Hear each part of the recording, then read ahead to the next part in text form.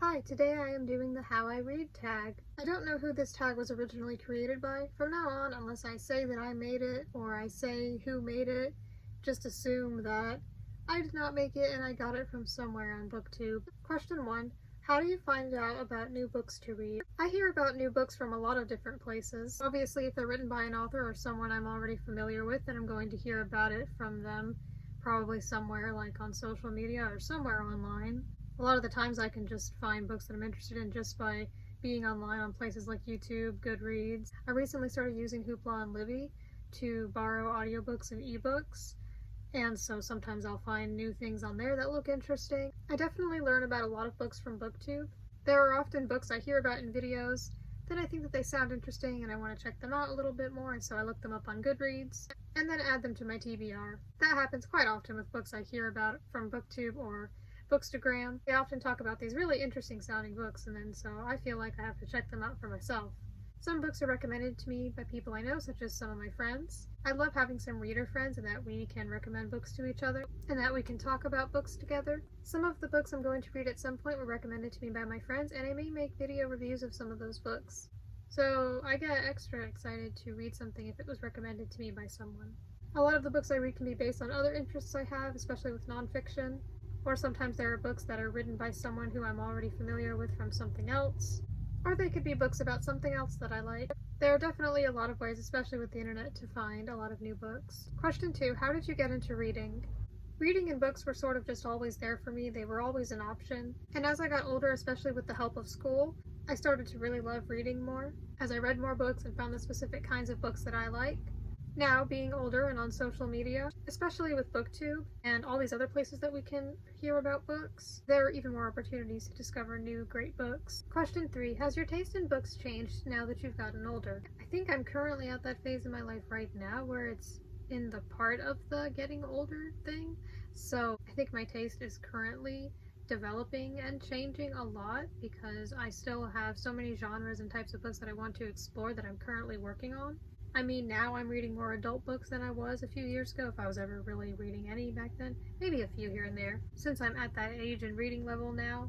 But other than that, I don't think my taste in books has changed much. I'm not really out of the young adult / new adult age range yet, but even when I am, I'll probably still read those books just as I still read middle grade. I feel like I still have so much to explore when it comes to books, so I think that my taste hasn't even developed at all that much in the first place. I think that nowadays I am more open to reading certain genres and certain things that I would have been less open to reading just a few years ago. So I do think that my taste has changed a little bit, but I think it's going to change a lot more, especially within the next few years. Question 4. How often do you buy books? I've currently got a lot of books that I own that I still need to read, so I don't think I'm going to be getting a lot of books anytime soon. Probably not in the next few months. I can go a little while without getting any books, but I guess it's not super uncommon for me to get some new books rather often. Question 5. How did you get into booktubing? I may have watched book-related videos on YouTube before, but I know I started watching booktube regularly when I was 14. I don't remember the very first booktube videos I saw, but I remember watching booktubers like Haley and Bookland, A Clockwork Reader, and Jessie the Reader, and I would go on to discover other booktubers. I think I remember having the thought that booktube was really cool and I really enjoyed watching those videos. And those videos that I watched then, and still now, would go on to influence a lot of the books that I ended up reading or will end up reading in the future. Eventually I decided to make my own booktube videos, because it looked like something I could do, and would enjoy doing. It seemed easy enough.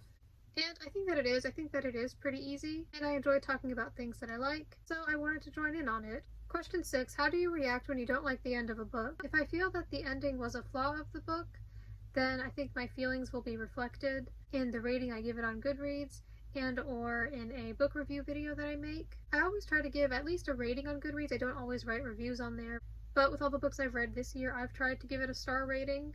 There was a time earlier this year when I read the end of one of the last chapters of a book and had to put it down, be in shock first, then take a shower before I read the rest of the book. I was planning on finishing the book, reading the last few chapters, and then taking a shower, but I was like, no, I have to process that. I'm too hyped up and too wound up right now. Then I took a shower, and after some time thinking about it and reflecting on it, I felt calm enough to finish the book. The book was really good though. It's just that there was something crazy and heartbreaking that happened near the end of it, And I think that with myself and other people, the author definitely got the kind of reaction out of people that he was hoping to. I will upload a review of that book sometime. It's not going to be my very next video, but it may come out within the next few months, at least that's my plan. It's the second book in a series, and I'm super excited to talk about that series because it's a self-published, smaller, not very well-known series, so I'm excited to bring some awareness to it, and I really enjoyed the series. I thought it was really good, and I'm super excited to talk about it on here. Question 7. How often have you taken a sneaky look at the back page to see what happens at the ending? I don't do this, though I understand why someone would, but I try not to look at anything in advance before I get to that point, even if I'm just looking to see how many pages or chapters there are. If the book doesn't have a table of contents, which I appreciate when it does, but it's okay when it doesn't, but I definitely prefer when it does. I try to blur my vision enough and be careful so that I can't read any of the text, and so far I've been successful. Or sometimes I can ask someone else, like, hey, how many pages does this have? How many pages do I have left? How many chapters are in this book? Because there's no table of contents. Question 8. Who are you going to tag? I forget that despite these things being called tags, which is like the whole point, you're supposed to answer the questions and then tag someone, I don't have anyone to tag. I guess just anybody who's watching this who hasn't done this tag already, if they want to. I don't have anyone specific in mind. Maybe when I'm on BookTube for longer and if I develop some friends within the community, then maybe I'll have someone to say. But yeah, there's my answer to that one.